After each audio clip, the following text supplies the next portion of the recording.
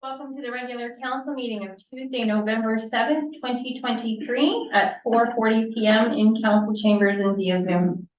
We acknowledge that the town of Kirkland Lake is located on traditional territory of Algonquin peoples, including Beaver House First Nation and unceded territory of other Indigenous peoples. We recognize the presence of the Algonquin, Anishinaabe, Ojibwe, Cree, and Métis people in our community since time immemorial and honor their stewardship to this land. We hereby affirm our continued commitment and responsibility to reconciliation. Call to order at a moment of silence.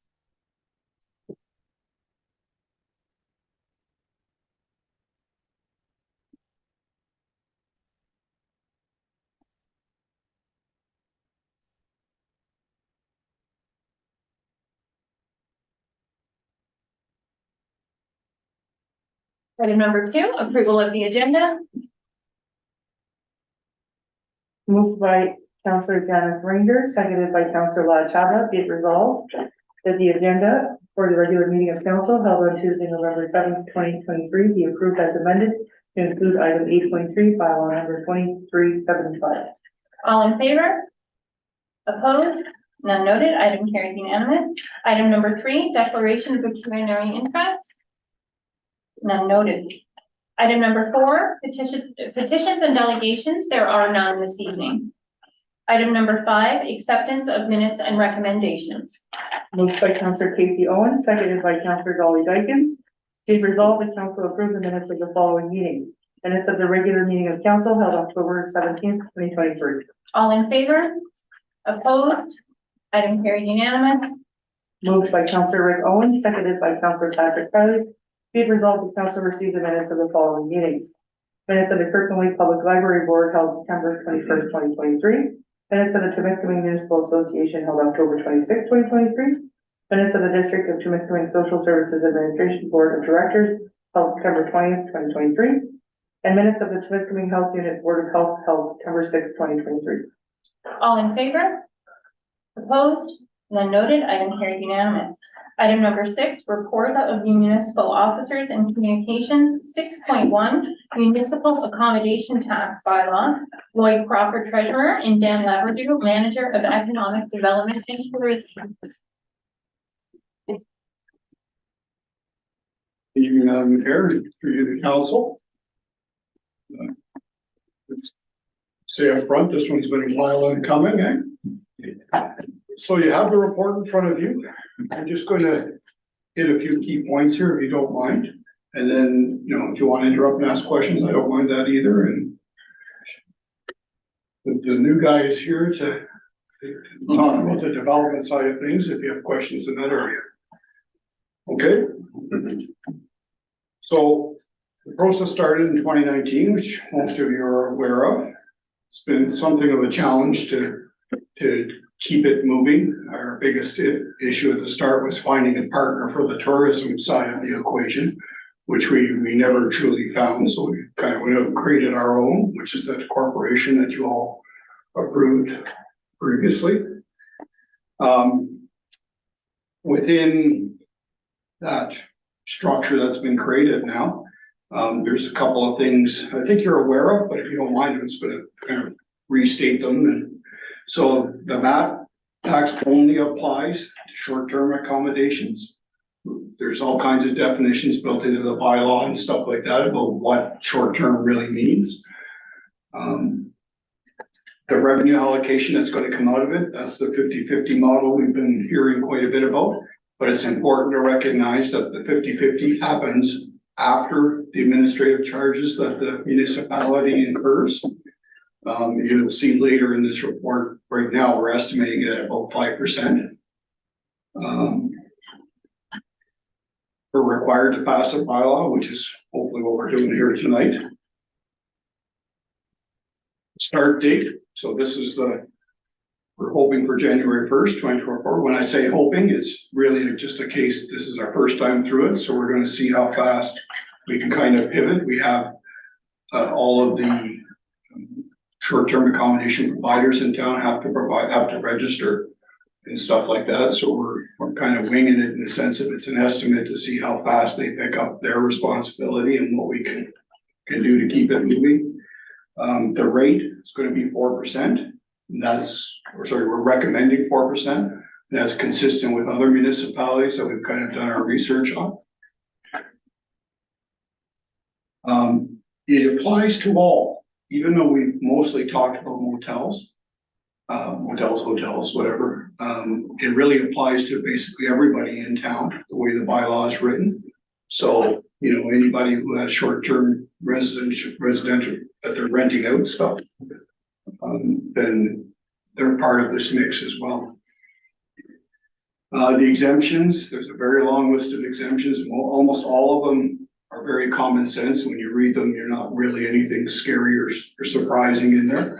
We're not giving any particular business a break. It's more just a recognition of some of the people that might be running homes in this town that might, if you were using the broad sense of a residence, might get captured that shouldn't be. The collection process. So in short, what's going to happen is, I'll use motels for the rest of the conversation if you don't mind. So within 30 days of the end of a month, they have to file a report with us to tell us how much they collected and what it was based on and how they calculated it. And then they have another 30 days to actually pay it. So, in theory, we'll see our first checks sometime in March of 2024.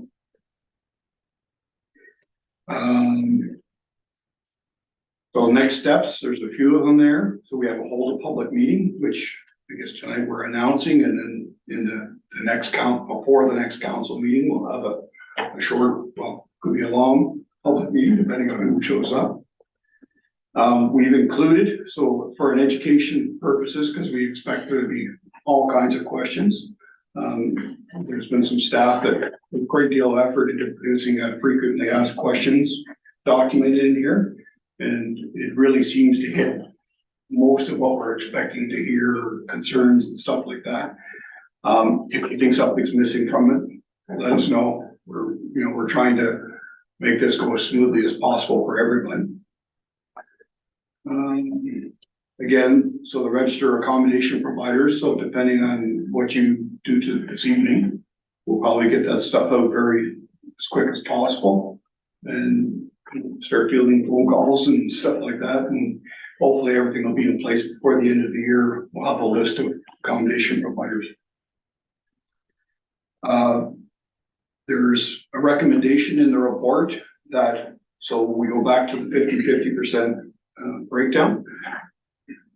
So whatever we bring in, less our administration fee divided by 50% on the town side is going to be earmarked for a reserve fund for development. The other 50% is going to the Tourism Development Corporation, which will be more focused on tourism.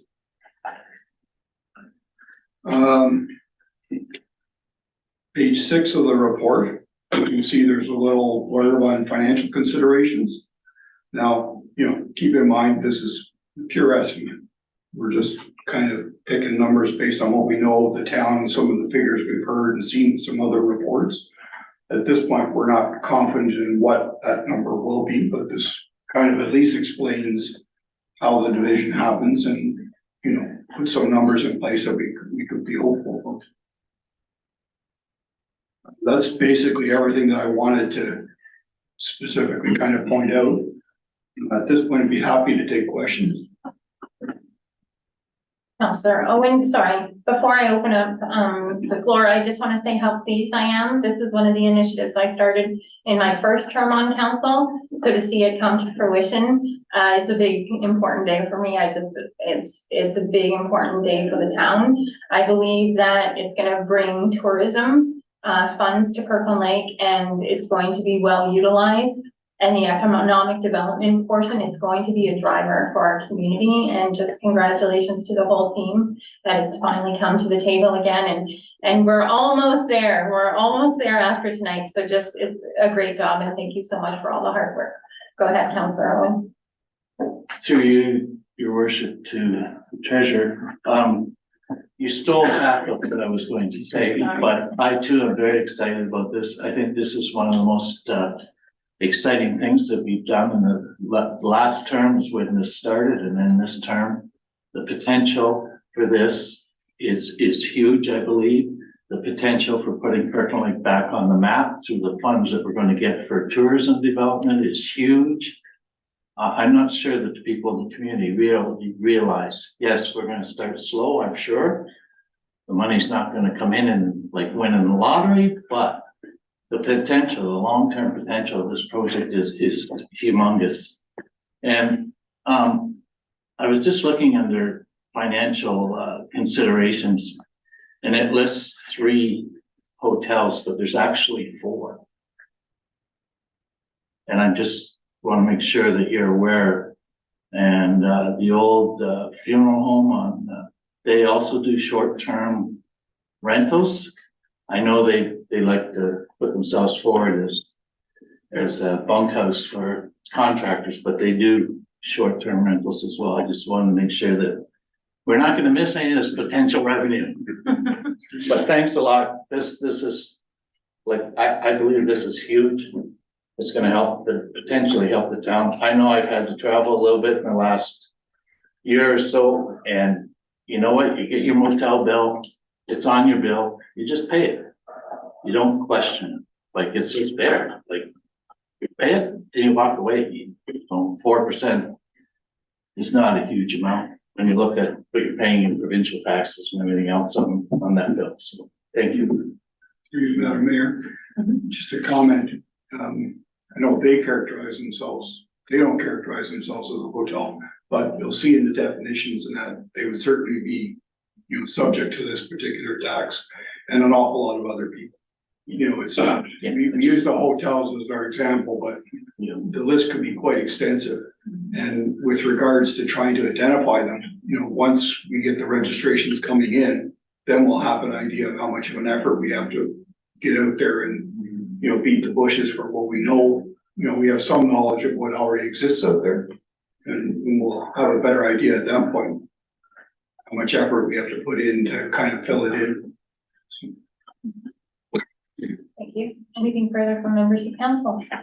Go ahead. Councilor Shabba. Madam Mayor, thank you very much for bringing this forward. I've been expecting this.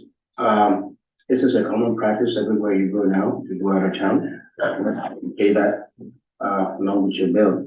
My question was the paragraph that stated that a reasonable amount of percentage would be allocated for administration. So I see that as 5%, right? Yeah. Which is 13,359. Was that administration, staffing, supplies, stationery, whatnot? What is that? Yeah, I think it's all, sorry through you, Madam Mayor. Councilor Shabba, it's all of the above. It's, you know, it's a little bit of time it's gonna take our people to do this. You know, invoices are in the accounting system, there's gonna be extra work involved. We're using 5% right now because we really don't have a solid idea. You know, if we get to a point where we start auditing and testing things a little bit, rather than just taking these forms in and taking the payments, if we decide to go out and test some of the stuff that's being submitted to us, obviously the administration will go up quite a bit. We may end up in that position depending on what kind of results we get. But, you know, right now, we're just assuming that it's something of a workload for treasury and for development as well. And, yeah, that estimate is not much better than the revenue. It's just a quick kind of guess. Yes, on the follow-up, what would be the anticipated staff ratio that would be dedicated to this at the onset? Yeah, we're not expecting any particular, like, we're not adding staff. I don't sit down and say, I think this is going to take a quarter of someone's time at this point.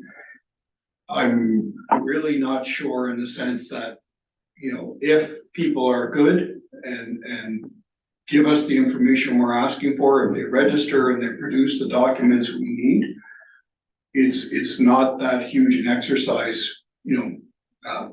I'm an auditor, so that's why you keep hearing me kind of pause a little bit. is, depending on how the business owners, take, how seriously they take this. That really kind of drives our effort and our costs. Thank you. Councillor Dykens? To you, Madam Mayor, to Patricia. Yes, thank you for all the work. I know it's been a long haul, and I think it will be very good for our community. I do have a question about the 50% that's going to the town. You kind of designated it to reserve for development. Can you tell me more about the development, but also if there were any other options considered and why we chose to put it there? So, Dan can speak to the development. Through you, Madam Mayor. The 50% allocated for a reserve fund for development can be defined as quite a broad spectrum of items. I use an example where a developer comes to town. We secure some funding for infrastructure updates needed to bring the developer in. That may be at a 90% ratio. That 10% left over that we don't receive in funding can be taken from a reserve fund for development to secure the developer in our community. It can be used for items such as development in placeholder signage for certain areas. The tourism aspect is that other 50, but leaving it in a reserve fund for development can leave you council in decision for many different options. Just for clarity, to you, Madam Mayor. So development tourism is part of that, can be part of that. Well, the other 50% that's allocated is going to the Tourism Development Corporation. But when we say development reserve fund, that's quite a broad term for that reserve fund to be used for such things as infrastructure updates for future economic development for the town. Okay. And the second part of that question, were other options considered? Like instead of sending it to a development reserve fund? I think that was the most, sorry to you, Madam Mayor. I think that's the most common option that we kind of saw out there. Obviously, it's at the will of council whether they want to use the town's 50% for this. I guess there's an inherent promise to the people who are paying this tax that we're using it for these purposes, right? Not just going to the general fund. That's just on the reading of the face of how we characterize what a MAT tax is. In the end, it's still up to council in particular. It's mandated by legislation that 50% has to go to that ETE, that tourism aspect. The other 50% it's a little bit more free, I guess, in the sense of how it's used. Anything further from members of council? Nothing further. Clerk? Certainly, Madam Mayor. Moved by Councillor Janice Ranger, seconded by Councillor Latala. Be it resolved that report number 2023 12 entitled Municipal Accommodation Tax Bylaw be received. And that council directed a public meeting be scheduled on November 21st, 2023 at 4:40 p.m. to allow for comments on the proposed municipal accommodation tax bylaw as presented. And that a reserve fund be established for the municipal accommodation tax. And finally, that the municipal accommodation tax bylaw as presented be brought forward for 3 readings on November 21st, 2023. All in favor? Opposed? None noted. Item carried unanimous. Thank you very much, gentlemen. Thank you. Item number 6.2, request for owner's authorization to submit a minor variance application, 9 Main Street. Brooklyn Rosen, acting planning administrator. Thank you, Madam Mayor to Council. On August 15th, 2023, Council approved a request to purchase from Mr. Joel Sauvé for 9 Main Street. Mr. Sauvé requested a condition that an accessory structure which would exceed the minimum lot coverage permitted on the lot be allowed. For that to happen, a minor variance is required. However, since Mr. Sauvé doesn't yet own the land, owner's authorization is needed as part of the application process. So this report is requesting that council authorize the mayor and municipal clerk to complete the owner's authorization form to allow Mr. Sauvé to submit the minor variance application. I believe that's it. Are there any questions? Any questions from council? Councillor Owen? Yeah, okay. I'm easily confused, through you, your worship, I'm easily confused and I'm a little confused now, but it's not your fault, okay? So all we would be approving tonight is an application for the minor variance? Just the through Madam Mayor, it would, yes, it would be allowing Mr. Sauvé to apply for a minor variance for the property solely because he isn't the owner yet. Okay, It's a part of the minor variance process is if the person applying isn't the owner, they need the authorization of the owner.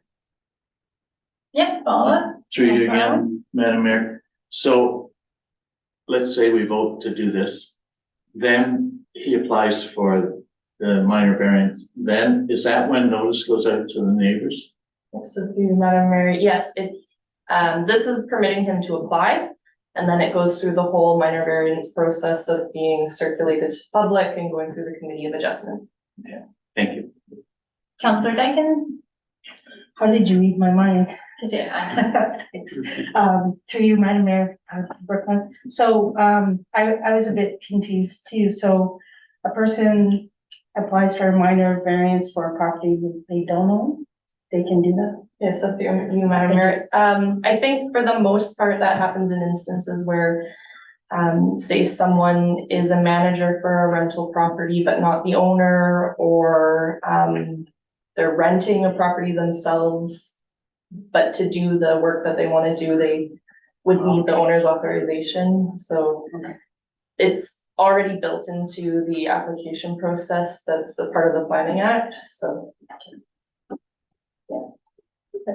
Anything further from council? Nothing more? Moved by Councillor Lucy Owen, seconded by Councillor Rick Owen. Be it resolved that report number 2023-B45, entitled Request for Owner's Authorization to Submit a Minor Variance Application, 9 Main Street, BUC. The finding that council authorized the mayor and municipal clerk to execute the owner's authorization form permitting Joel Sauvé to apply for a minor variance for municipally owned property located at 9 Main Street. All in favor? Opposed? Item carried. Item number 6.3, request to purchase lot 165 of Plan M158-NB, Swastika Avenue, Brooklyn Rosen, acting planning administrator. Through you, Madam Mayor, Council.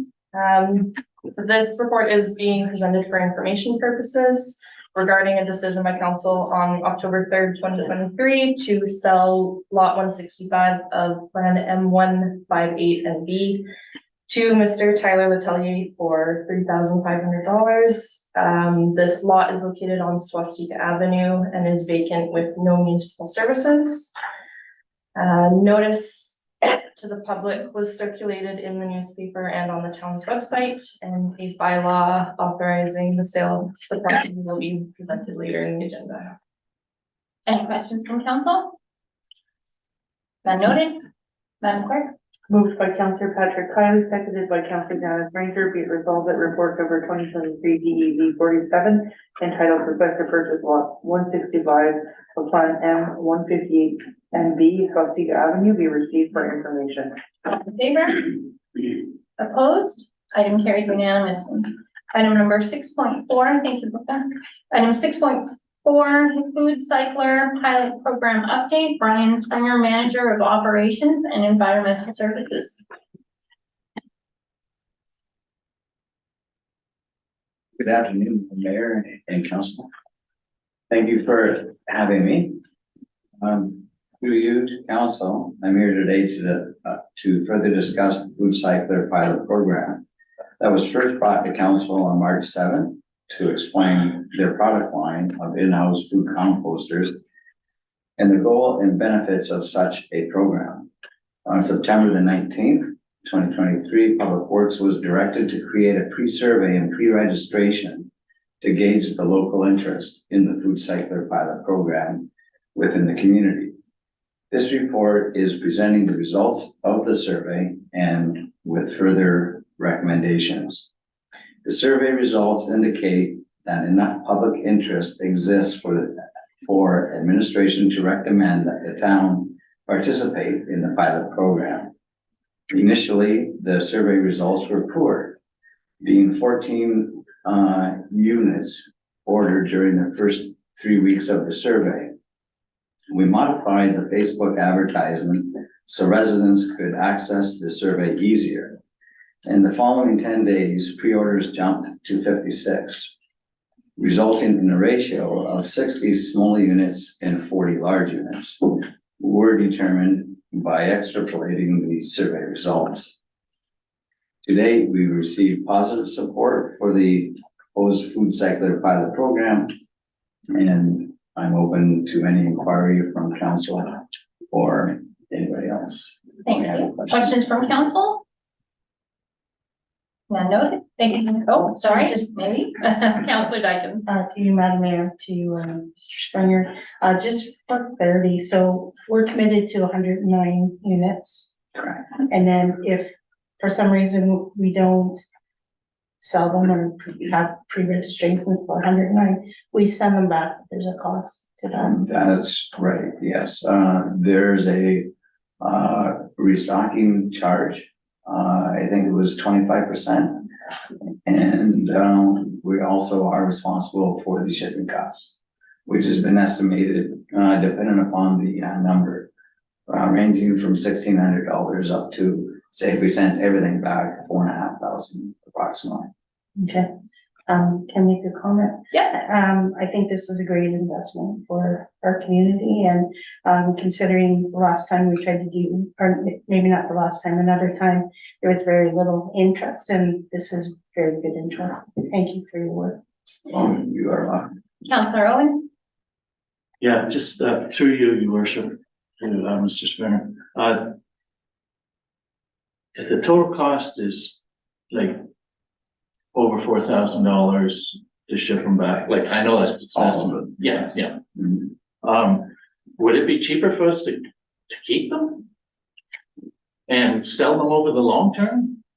Well, with the results that we've seen in 10 days, as opposed to actually 21 days of only 14 units, jumping to 56, we suspect that had we actually advertised it in the same fashion we are right now, our orders would probably be upwards of 80 plus. So I don't know for sure. Yeah. But one would think that. Absolutely. Oh, Thank you. yes. Through Madam Mayor, to members of the council. Also, the food cycler company, once they receive notification of our going forward with this, they also have marketing materials they provide us, so we can even enhance our message. So they will also help support us through our marketing efforts. So that's another benefit of that we look forward to. Thank you.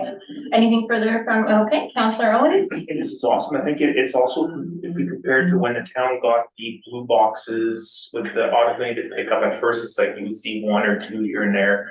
And then people said, well, it's so much easier to put my recycling in the big bin. So they started selling more and more. So I think it can probably be the same thing here once people start finding out about them and people are using them. The interest should probably go up. I think this is awesome. Okay, Councillor Owen? Yeah, through you, your worship, I just want to sort of repeat what's been said at the table is this is an excellent program. Anything we can do to decrease what's going into our landfill and to create a very inexpensive product that people can use to beautify their homes, it's a double win for Kirkland Lake. So I want to thank your worship for bringing this to council after going to, I believe it was an AMO convention. One of them. Anyways, after going to a convention, because that's the only way we would have probably known about it, so. And thanks for your work, Mr. Springer. You're welcome. Anything further from council members? I'll have the reading of the motion. Certainly, Madam Mayor. Moved by Counselor Latchaba, seconded by Counselor Casey Owens. Be it resolved that report number 2023 PW 17 entitled Food Cycler Pilot Program Update be received, and that council hereby approve the development of a food waste diversion initiative through the introduction of a pilot program in partnership with Food Cycle Science Corporation utilizing food cycler technology. And that the mayor and municipal clerk be authorized to execute partnership agreement with Food Cycle Science Corporation for 109 household units as presented. And that the sum of $35,000 be drawn from the working capital reserve to fund the town's participation in the food cycler pilot program. And that any unspent portion or refund received by the town surrounding the funding of the project be returned to the working capital reserve. And finally, that an execution by law be brought forward for 3 readings on November 21st, 2023. All in favor? Opposed? None noted. Item carried unanimous. Thank you very much, sir. Item number 7, considerations of notice of motions. Number 7.1, Councillor Latchaba, Kirkland Lake Drive Center hours of operation.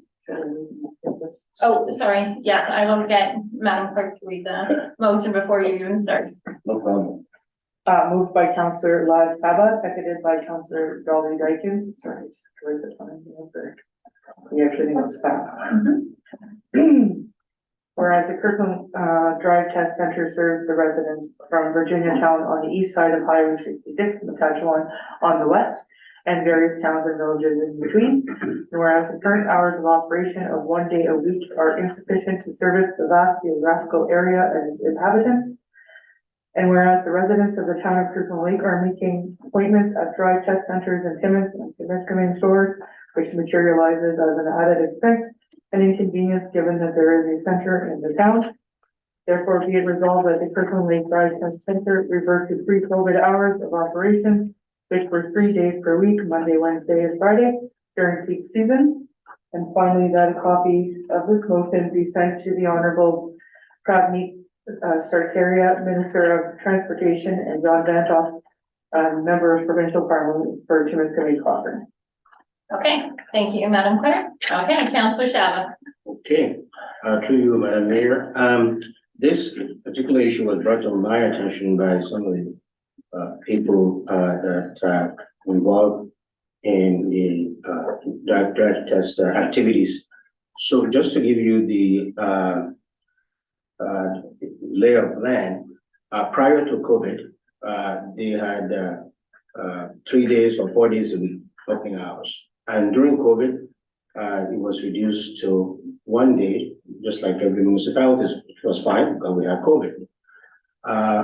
Then post-COVID, all those municipalities, they got their number of days back and we didn't get ours. So it's down to 1 day a week, which means that if you have to go to, you have an appointment on Friday and you somehow fail or not make that appointment, then you can't do another one until Friday after, or go to Timmins or Woolisburg. I mean, we travel enough for medical appointments. We run around to everywhere.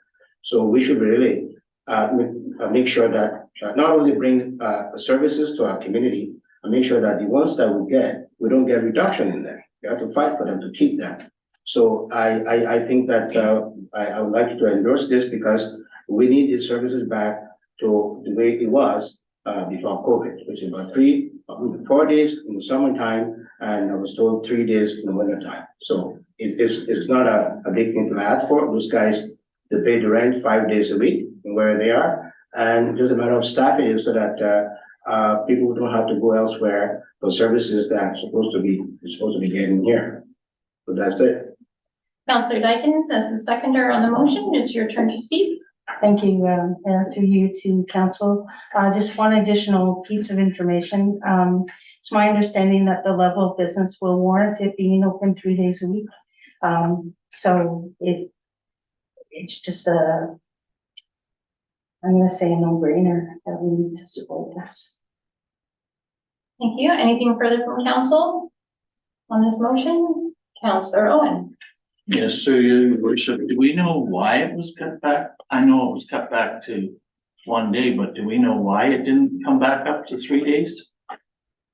Well, I tried to do a thorough investigation regarding that, but there was just no, to me, good reason why it wasn't, because I asked, is there because they don't have enough people? Well, if you ever go to that mall on Friday, Drive Test Center is the first office to your right-hand side. Believe me, that Friday, that hallway is totally blocked. There are a lot of people there from when they open till when they close. So I try to ask for the statistic to show why they want to run it on 1 day a week. I mean, talking to some of the people that work there, they want to remain anonymous. They told us that they have enough people to run that place. They have enough people that will come in to run that place than 3 days a week. And then the other thing about this is that we have the same people, staff running the one in Kirkland Lake. They're running the one in Villisca too. So they're getting more people from Kirkland Lake because, hey, if we missed you this Friday, well, that's you in Villisca on Monday, Tuesday, Wednesday. So they know that the numbers are there. So that's why we're essentially, having this letter sent to the ministry. Let them tell us why ours is 1 day a week, never moved back up to where it was before COVID.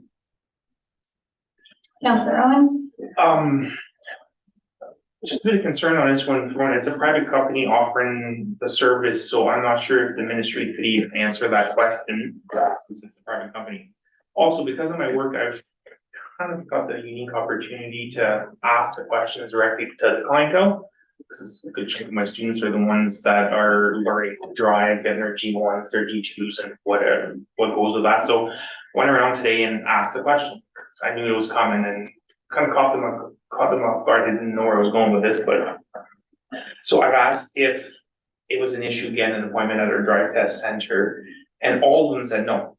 So they know it's on Friday. And the one student had issues because she tried way before the month before her 16th birthday. So up until that 1 month period, you can book an appointment. Everybody else can book an appointment quickly.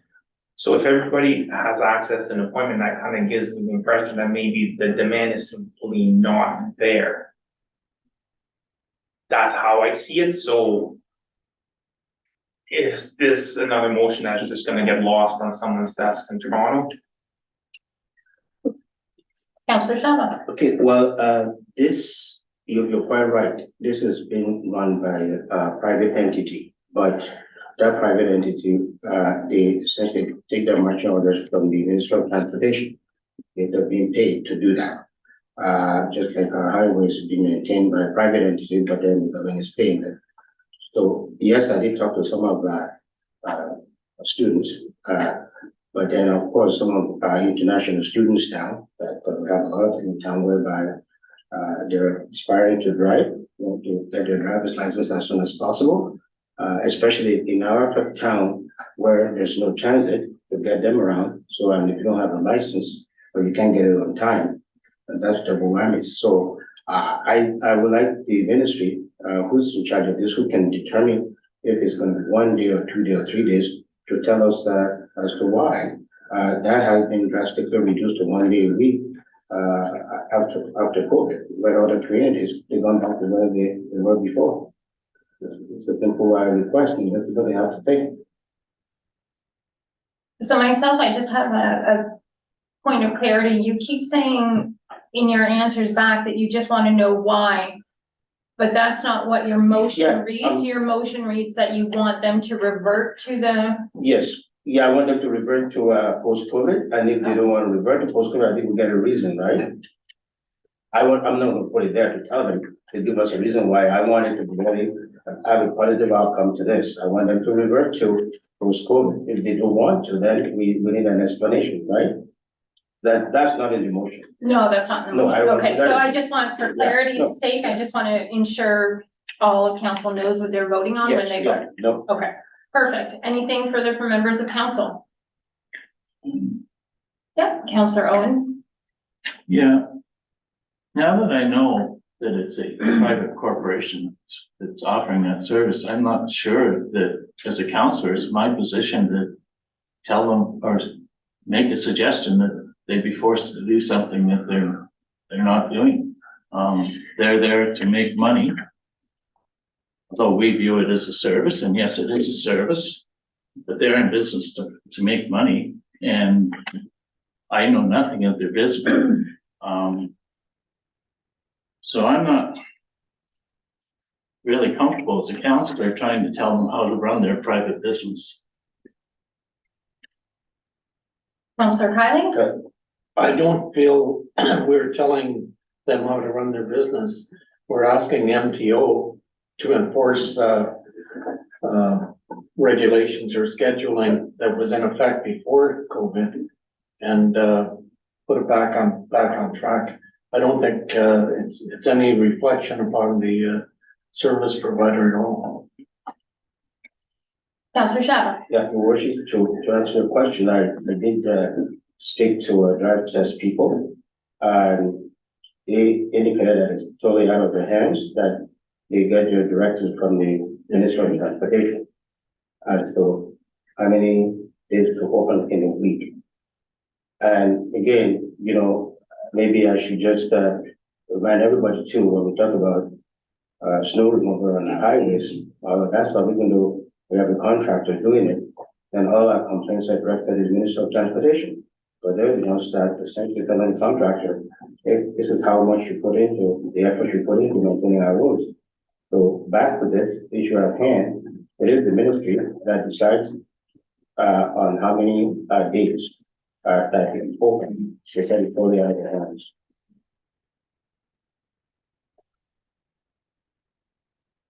Anything further from members of council? Do we want the reading of the motion again? Yes, please. Sure, certainly, member. Moved by Councillor Latchala, seconded by Councillor Dolly Dykens. Whereas the Kirkland Lake Drive Test Center serves the residents from Virginia Town on the east side of Highway 66, Matachewan on the west, and various towns and villages in between. And whereas the current hours of operation of 1 day a week are insufficient to service the vast geographical area and its inhabitants. And whereas the residents of the town of Kirkland Lake are making appointments at Drive Test Center in Timmins and Temiskaming Shores, which materializes as an added expense and inconvenience, given that there is a center in the town. Therefore, be resolved that the Kirkland Lake Drive Test Center revert to pre-COVID hours of operations, which were 3 days per week, Monday, Wednesday, and Friday during peak season. And finally, that a copy of this motion be sent to the Honorable Pradmeet Sarkaria, Minister of Transportation, and John Van Hoff, Member of Provincial Parliament for Timiskaming Butler. All in favor? Opposed? Item carried. Item number 7.2, I'll have Councillor Kylie take the chair as acting mayor.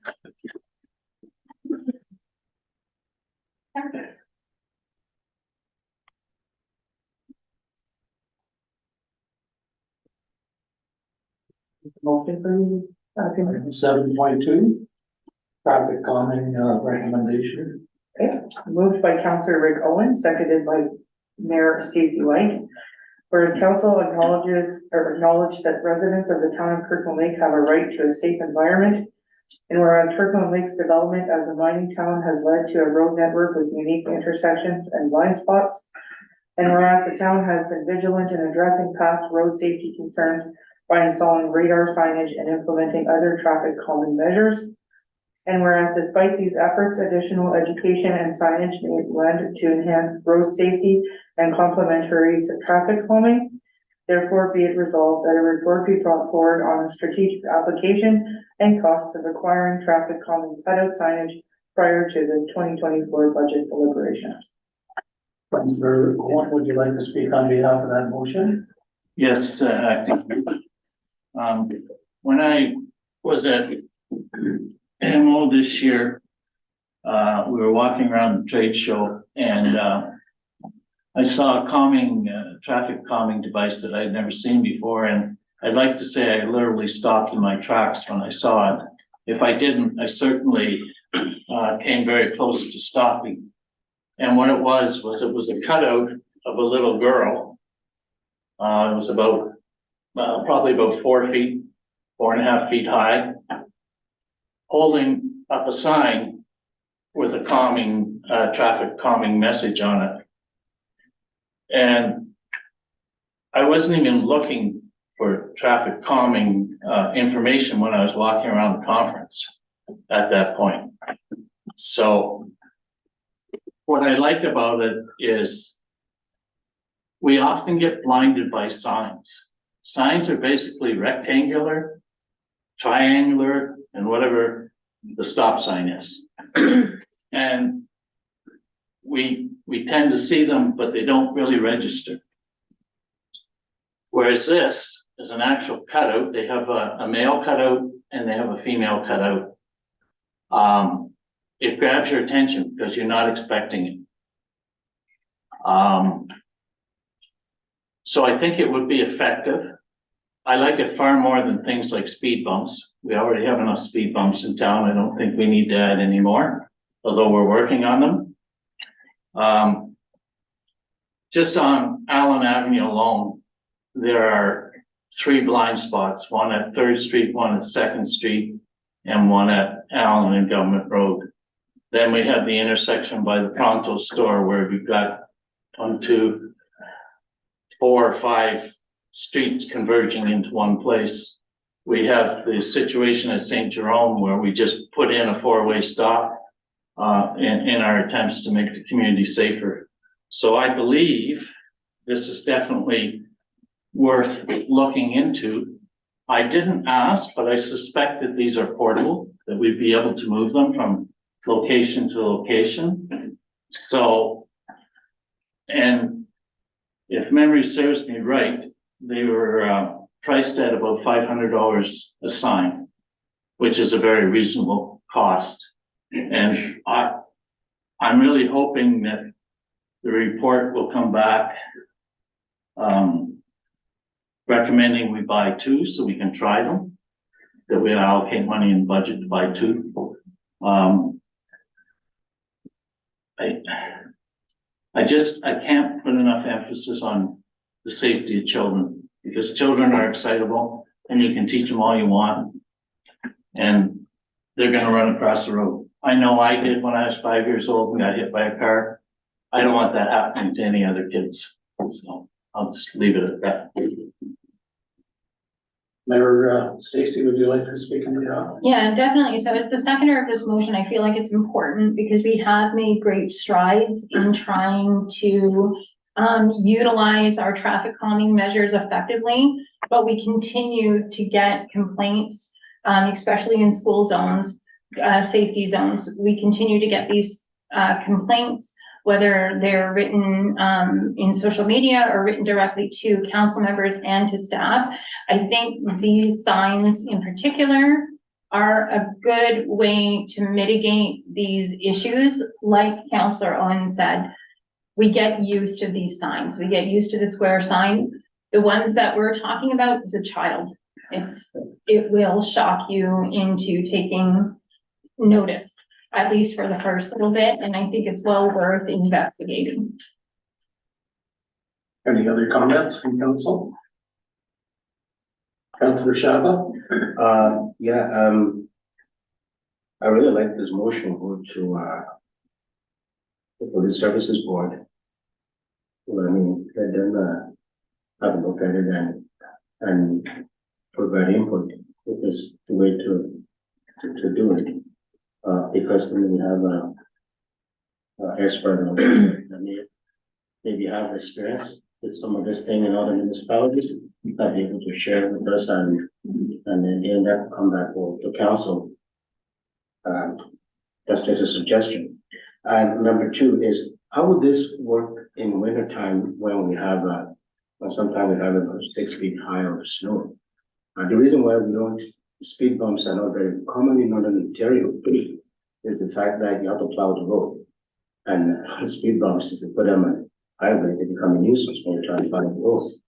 So, but how, I mean, in any way they have this, I know you're asking for just a report on that, maybe that will be part of that report, but do you know, when you're walking around talking to those people, is this something that we're just gonna be using in summertime and that's it, and park it away?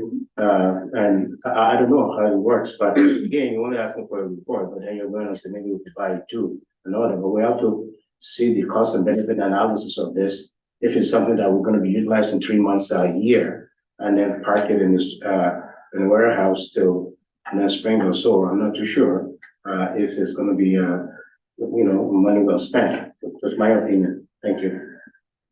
Councilor Owen. Through you, acting mayor, we have at least 6 months a year without snowbanks, at least. So, and I'm being generous there by just saying 6 months. They could be used a lot more than some of the other equipment the town owns. So I don't really see that as an issue. And as a counselor, I feel it's my responsibility to try to make this community as safe as possible. This is a new concept in traffic calming. It's not one that's being used. It's just being developed. And so the effectiveness of it will tell in time. It's not like, and I'm not sure how you measure the effectiveness of a traffic calming device. With the radar size, we can measure it because we get stats. With this type of traffic calming device, I have no idea how you would measure it. But I definitely think it's important that we look into it. If the department comes back and says, you know what, it wouldn't work for these reasons, then that's fine. But I think we owe it to our ratepayers to at least investigate it. Councilor Dykens. To you, acting mayor, to rest of council, I too am for anything to make our community safer. But that would be my question too. How would you measure the effectiveness of these signs? So in that same vein, like, have there been other communities that have used it? And can we get reports from them about, you know what I mean? Go, okay. Yeah, so that would be my, like, is there data already out there that, not that we would use only that, but that could inform our going forward?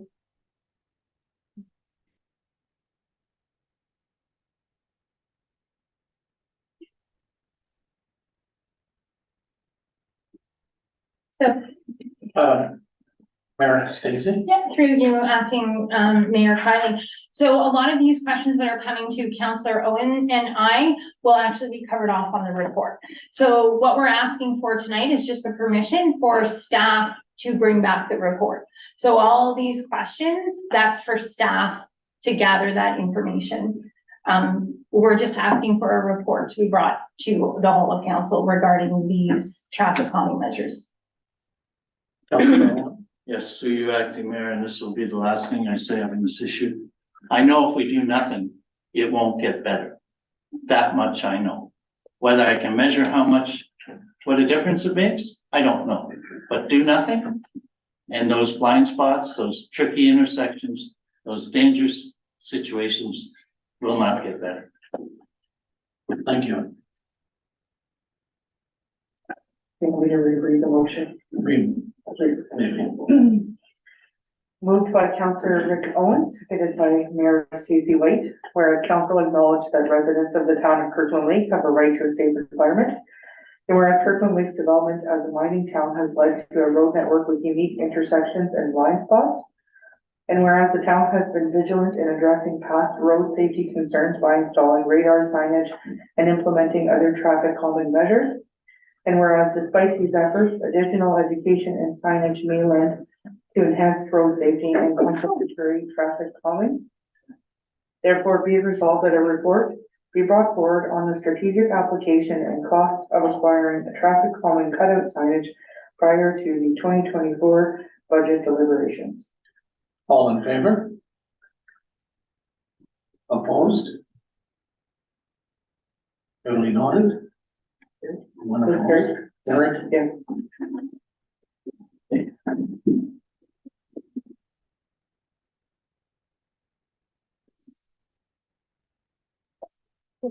Thank you, acting Mayor Kylie. Item number 8, introduction, reading and considerations of bylaw. Bylaw 8.1, bylaw number 23-072. Moved by Counselor Rick Owen, seconded by Counselor Patrick Riley. Be it resolved that the following bylaw be read, numbered, passed, signed by the mayor and municipal clerk, and the seal of the corporation be affixed thereto. Bylaw number 2372 being a bylaw to authorize the execution of documents related to the sale of lot 165 of Plan M158 NB. All in favor? Opposed? None noted. Item carried unanimous. Item 8.2, bylaw number 23-073. Moved by Counselor Janice Ranger, seconded by Counselor Lance Shaba. Be it resolved that the following bylaw be read, numbered, passed, signed by the mayor and municipal clerk, and the seal of the corporation be affixed thereto.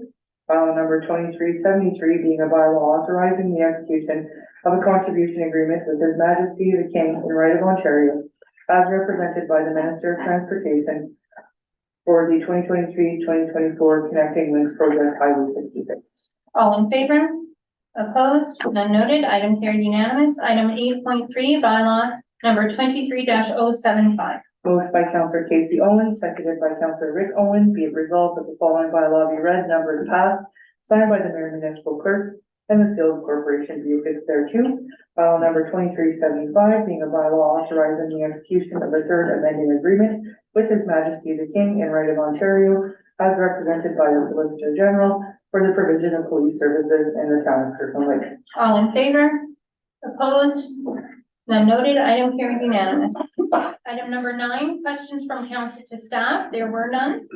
Item number 10, notices of motion. None noted from the floor. Thank you. Item number 11, councilors' reports. Any members with reports? Counselor Owen? Yes, thank you, your worship. I attended the recent DSAB meeting, and DSAB is purchasing new ambulances. They're taking the money out of reserve funds. What I found interesting is at one time DSAB was able just to contact, well, there's been consolidation within the ambulance building business. So there's basically only one company that you can deal with now. And, but previously they could, if an ambulance broke down and they couldn't be repaired, they could just contact the ambulance manufacturer and they'd have like 10 demo ambulances and it could be replaced in a very quick time. Supply chain, a word I hate, but now with ambulances, that no longer takes place. They have to order them like 6 months or a year in advance to get delivered. What was particularly interesting is that, like the fire departments, they have a mutual aid agreement with the surrounding ambulance services, which ensures that should an ambulance break down and not be fixable and they can't get a new one, like they used to be able to, that they will get a loaner from another ambulance service so that the district will never be left short of ambulances, which I think it's important for the public to realize that. They're starting as well, DSAB is starting its budget process and they hope to have the budget done by the new year, which will make it easier for municipalities like us to go through our budget process, knowing exactly what we're gonna have to allocate for a DSAB commitment. So that's also good news for the town. As well, if people notice, every member of council tonight is wearing a poppy. Saturday is Remembrance Day. You know, when we look at the world today and we see what's happening in Israel, and we see what's happening in Ukraine, and there are other conflicts that don't even make the news reel. We are very, very fortunate to live in this country. We can criticize our politicians, and if people don't like me, that's fine, they can say that, and they don't go to jail. We can wear the clothes that we desire to wear without the risk of being punished.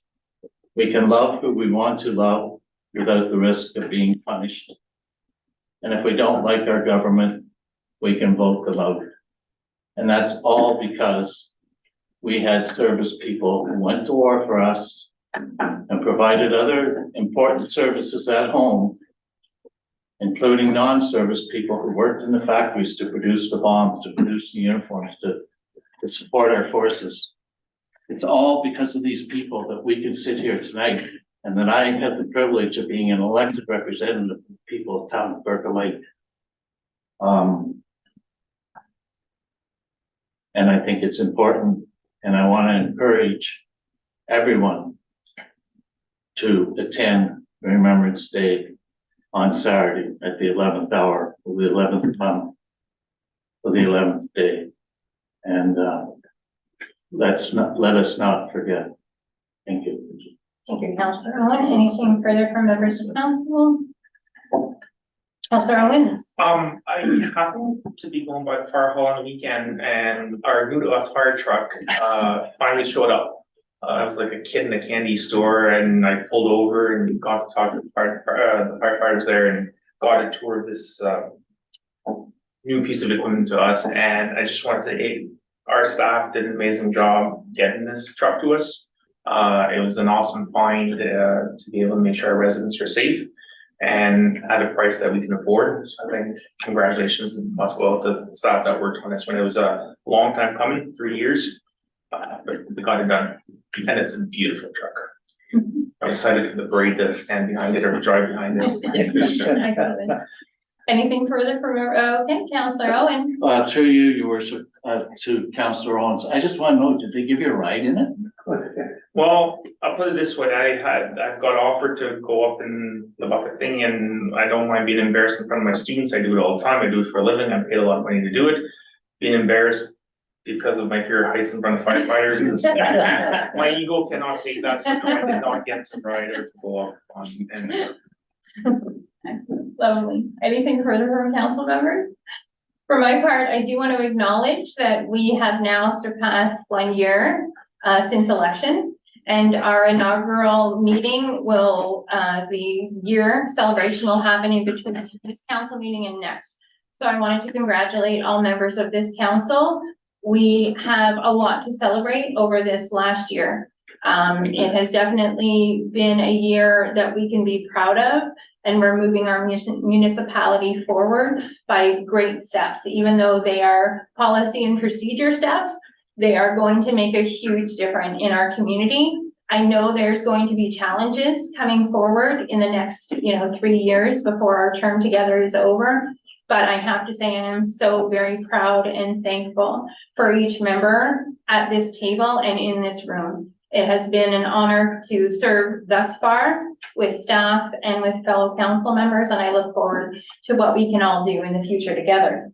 As far as what I've done in the last 3 weeks since we've all met, I think it's important that I tell you I do this not for, oh, look what the mayor is doing. But I think it's important that all members sitting at this table know what the mayor is expected to do, because I hope at one time any member at the table feels like they're prepared to take this chair.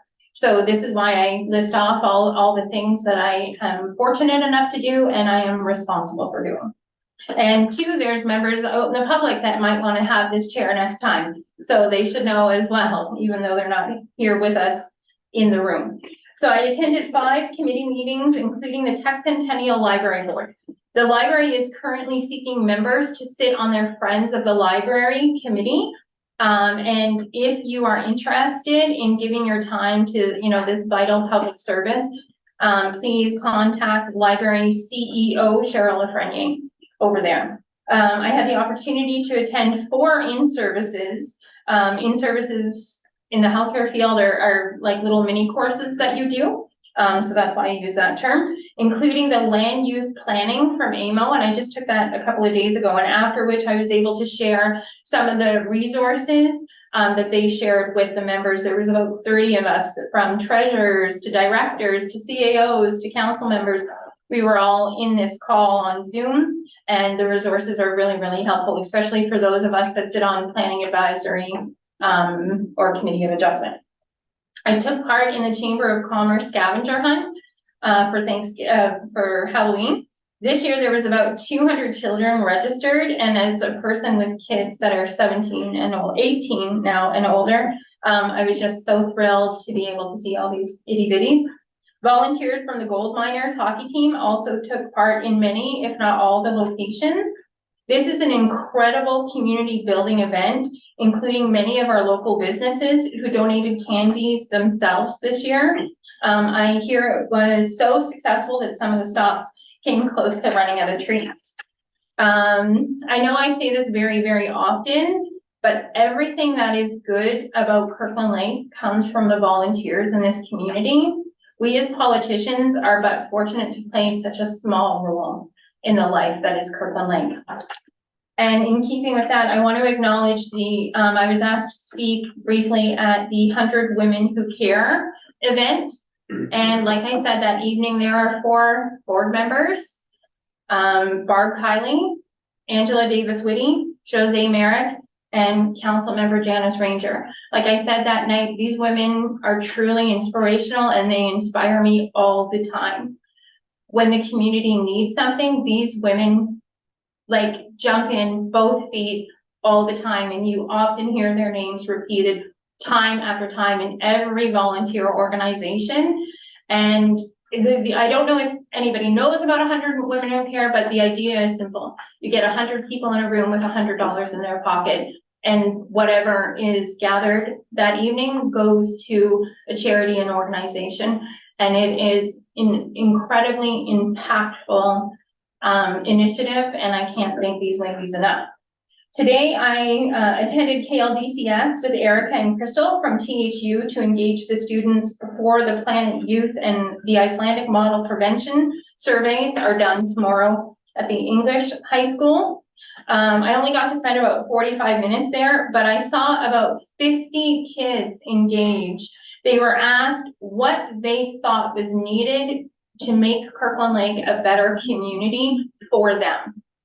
The initial results fell under 3 categories: more activities to do, which is like tourism stuff, road safety and transport, and more supports. I've always been a huge believer in listening to our youth. Last term, Council Owens and I had begun the Kirkland Lake Youth Council Committee, which did fall apart after COVID. And really seeing the level of engagement today and the knowledge of community from today's youth really makes me regret that we ceased that community. But it was a really blessing for me to be able to take part in that. So that is my report. Thank you very much for indulging me. I always try to speak really fast. I'll go ahead and read. Yep. Moved by Councillor Dolly Dyken, seconded by Councillor Rick Owen. Be resolved that verbal updates from members of council be received. All in favor? Opposed? Item carried unanimous. Additional information. So we do have a proclamation today for Indigenous Veterans Day, November 8th, 2023. Whereas on Indigenous Veterans Day, we commemorate First Nations, Inuit, and Métis veterans who throughout their history of service have made incredible contributions within the communities across Canada and around the world. And whereas Indigenous peoples have a long and deep history of military service dating as far back as the War of 1812, and even though Indigenous peoples were not considered Canadian citizens, many First Nations, Inuit, and Métis people volunteered to serve in the First and Second World Wars as well as the Korean War. And whereas more than 1,200 First Nations, Inuit, and Métis peoples served in the 2 World Wars, many of them overcame challenges such as traveling far distances to enlist, learning new languages, and experiencing discrimination, including when they returned to this country they fought for. And whereas despite their loyal service to Canada, Indigenous veterans were denied benefits, lost their Indian status, or had land taken away from them upon returning to Canada. And whereas today, as many as 2,700 Indigenous people serve in the Canadian Armed Forces in operations at home and around the world.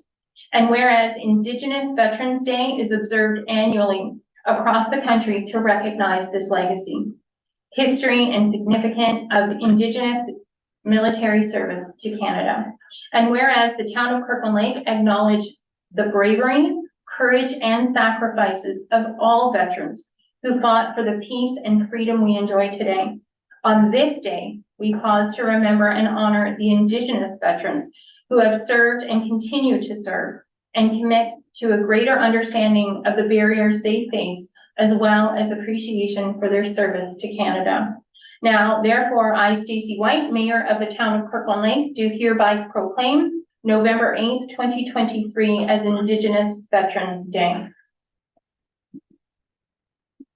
Moved by Councillor Rick Owen, seconded by Councillor Patrick Kiley, be it resolved that council sanction the proclamation for Indigenous Veterans Day in the town of Kirkland Lake. All in favor? Opposed? None noted. Item carried unanimous. Item number 12.2, Chief Administrative Officer Alan Smith, call for 2024 Roma delegations. Thank you, Madam Mayor, members of the council. The Rural Ontario Municipal Association, otherwise known as ROMA, they're holding an annual conference in 2024 from January 21st to 23rd. And as part of this conference, municipalities have the opportunity to submit delegation requests with provincial ministers. The question of the council, are there any topics members of council would like us to research and submit for the November 20th deadline? I do want to state that we are looking at various infrastructure applications for our delegation, and also revisiting some of our previous delegation submittal to AMO when we were in London just recently in last summer.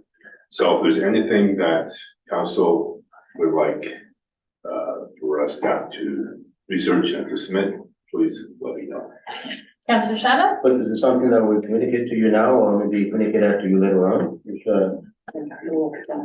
After, you can send me an email. Okay. After council, just outlining your request, and then we can go from there. Okay, I have the topic, which is affordable housing, funding for the affordable housing. How can we, so municipality get into some of the funds that I think they're out there, and or something like that. How can we access that? So I will flesh that out when I send something. Thank you. Okay, thank you. Anything else coming to my council this evening? Oh, Councillor Owen? Through you, your worship, this is a simple one. Historically, to get grants, we had to have shovel-ready projects. Can we check and see if there's money available to develop things like subdivision plans and I know it's infrastructure, but historically they haven't really supported that, but now they're pushing for all this housing to be built. If we could check into that, because that would save us a lot of money to bring forward some of our subdivision plans that aren't up to par now. Thank you. Thank you. Okay. You don't have a motion? No. Okay. Yeah, okay, so at this time, we're gonna just briefly reset for the next 10 minutes before we move into close. Thank you.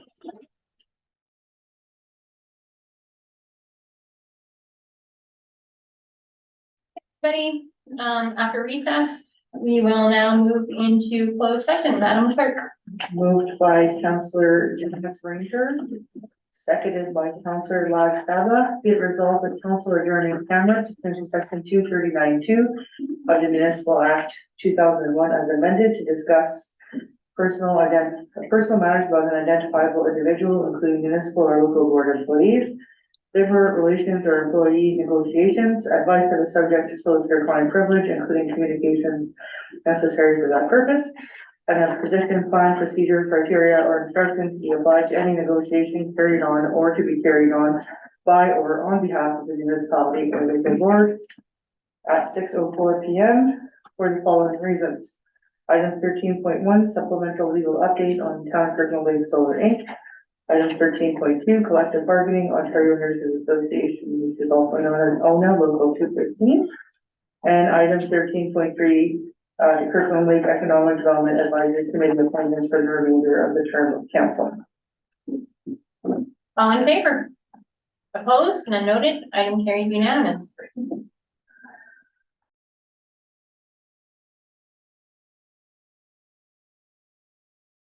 So now we will move out of closed session. Madam Clerk. Thank you, Madam Mayor. Moved by Councillor Casey Owens, seconded by Councillor Dolly Dykens. Be it resolved that council reconvene in open session at 6:45 P.M. All in favor? Opposed? None noted. Item carried unanimous. Any declaration of pecuniary interest for items coming out of closed? None noted. Item number 14.1. Supplemental legal update, Town of Kirkland Lake Solar Inc. Moved by Councillor Patrick Kiley, seconded by Councillor Casey Owens. Be it resolved that report number 2023 Corp 009 entitled Supplemental Legal Update Town of Kirkland Lake Solar Inc. be received. And that council direct that notice be given to the Town of Kirkland Lake Solar Inc. Board of Directors of the Corporation of the Town of Kirkland Lake exiting the partnership corporation contingent upon the negotiation of an acceptable share transfer agreement and property lease terms. And that council direct the Chief Administrative Officer with the assistance of legal counsel to negotiate an acceptable share transfer agreement and new property lease terms. And finally, that a supplemental report including the proposed share transfer agreement and negotiated property lease is presented at a future meeting. All in favor? Opposed? Item carried unanimous. Item number 14.2, collective bargaining, Ontario Nurses Association, ONA Local 215. Moved by Councillor Latalo, seconded by Councillor Dolly Dykens. Be it resolved that report number 2023 HR 004 entitled Collective Bargaining Ontario Nurses Association ONA Local 215 be received, and that council approve the memorandum of agreement between the Corporation of the Town of Kirkland Lake and ONA Local 215 as presented, and that council authorize the mayor municipal clerk to ratify the collective agreement between the Corporation of the Town of Kirkland Lake and the ONA Local 215 covering the period of April 1st, 2023 to March 31st, 2025, and find that an execution bylaw be brought forward for 3 readings at a later date. All in favor? Opposed? None noted. Item carried unanimous. Item 14.3, supplemental KLEDAC appointments for 2024 to 2026. Moved by Councillor Dolly Dykens, seconded by Councillor Dennis Ranger. Be it resolved that the following members and representatives be appointed to the Kirkland Lake Economic Development Advisory Committee for the remainder of this term of council, being 2024 to 2026. Community members, Brianna Julian, Natasha Dombrowski, Sarah Holden, Jeff Molyneux, Brian Bronson, and Sheila Akbarali, and council representatives, Mayor Stacey White and Councillor Dolly Dykens. All in favor? Opposed? None noted. Item carried unanimous. Item 15.1, bylaw number 23-074. Moved by Councillor Dolly Dykens, seconded by Councillor Rod Shaba. Be it resolved that the following bylaw be read, numbered, passed, signed by the mayor and municipal clerk, and the seal of the corporation be affixed thereto. Bylaw number 2374 being a bylaw to confirm the proceedings of council at its meeting held Tuesday, November 7th, 2023. All in favor? Opposed? Item carried unanimous. Item number 16, adjournment. Moved by Councillor Patrick Kiley, seconded by Councillor Casey Owens. Be it resolved that this regular meeting of council we now adjourn at 6:42 p.m. All in favor? Opposed? Item carried unanimous. Thank you very much, everyone.